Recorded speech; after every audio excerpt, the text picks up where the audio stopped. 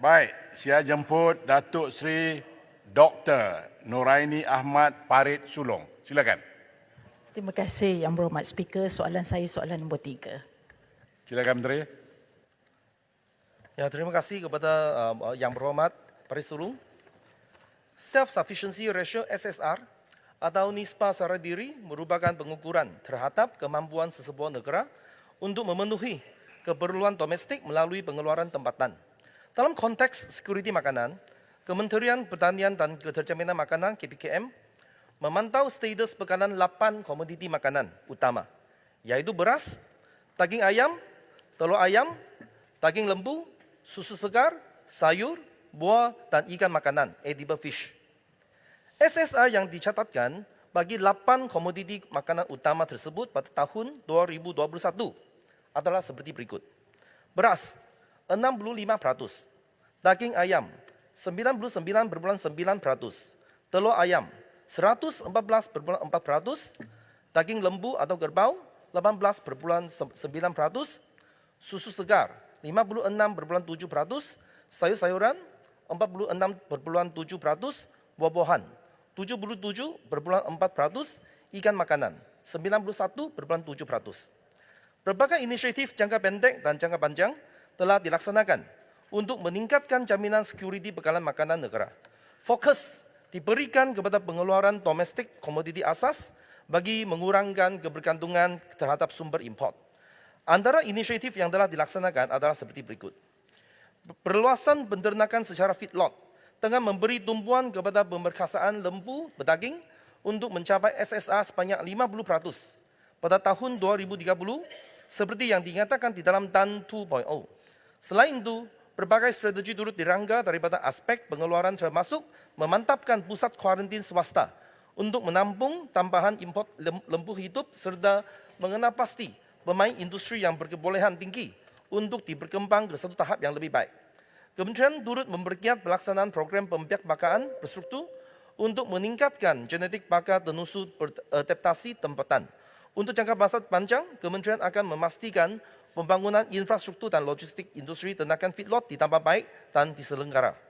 Dan kedua, melaksanakan program Smart Sawah berskala besar, Smart SPB, yang menyasarkan peningkatan purata hasil padi per hektar daripada 3,5 tan metrik kepada 7 tan metrik dalam tempoh rancangan Malaysia ke-12 melalui berbagai kaedah pelaksanaan seperti pertanian kontrak, sewaan dan sebagainya. Dan pada masa yang sama, KPKM juga akan memperkukuh industri input pertanian domestik secara bersasar untuk mengurangkan kebergantungan kepada sumber import yang mempengaruhi kos pengeluaran dan kenaikan harga makanan. Pertama, menghasilkan pengeluaran jagung bijian sebanyak 600,000 tan metrik yang dapat mengurangkan kebergantungan import bahan makanan ternakan sebanyak 30% menjelang tahun 2032. Dalam hal ini, program dan inisiatif dirangka melalui pengukuhan program pembangunan jagung bijian negara. Speaker, sikit lagi. Yang kedua, membangunkan bahan makanan ternakan alternatif seperti Black Soldier Fly dan Palm Kernel Expeller (PKE), Palm Kernel Cake (PKC), dan memperkasa industri benih tempatan bagi mengurangkan kebergantungan negara kepada import input pertanian. Dan walau bagaimanapun, keterjaminan makanan boleh dipenuhi semata melalui pengeluaran tempatan atau sumber import.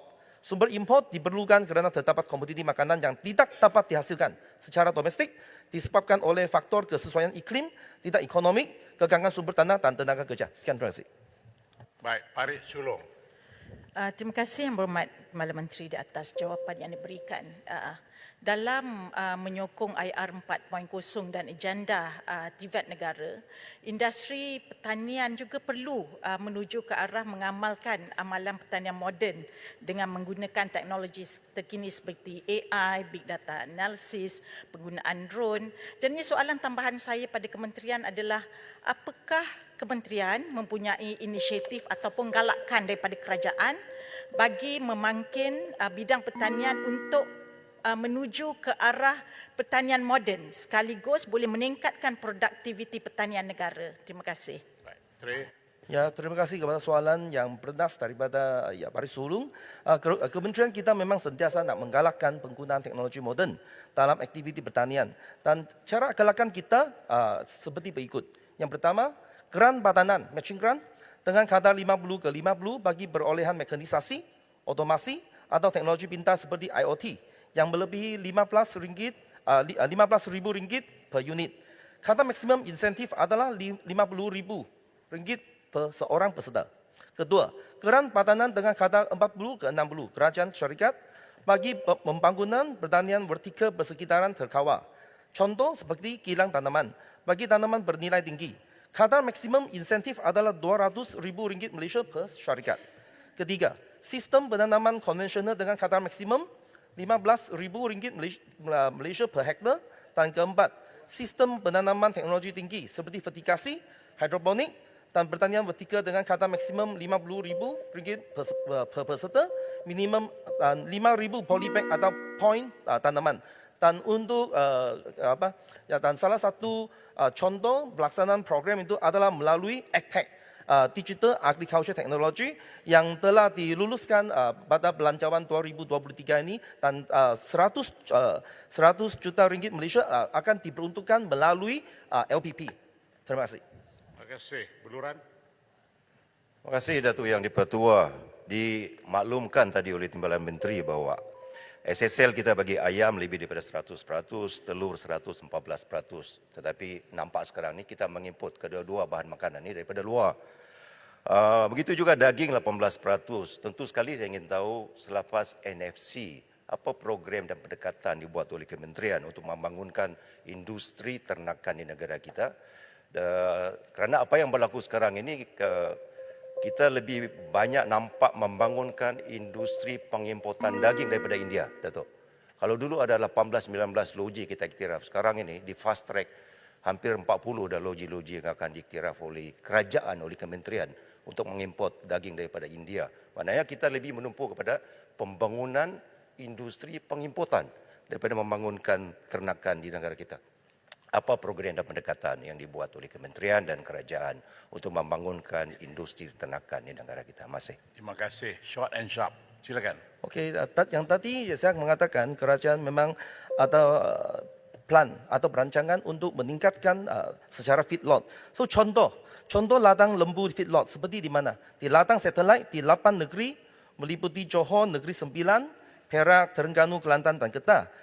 Dan selain itu terdapat juga ladang di bawah projek Taman Kekal Pengeluaran Ruminan TKPR di negeri projek ternakan Ruminan Cerating, Pahang, Johor dan Perak. So ini merupakan contoh-contoh yang menunjukkan komitmen kerajaan melalui KPKM untuk meningkatkan, memperkasakan industri ternakan tempatan. Dan tidak betul kalau mengatakan kerajaan sekarang ini cuma mementingkan untuk import daging daripada luar. Kerana yang penting itu kita nak memastikan bekalan di tempatan memang cukup. Terima kasih. Baik, terima kasih. Saya difahamkan Yang Berhormat Kubang Pasu tidak berada dalam Dewan. Maka saya jemput Tuan Loh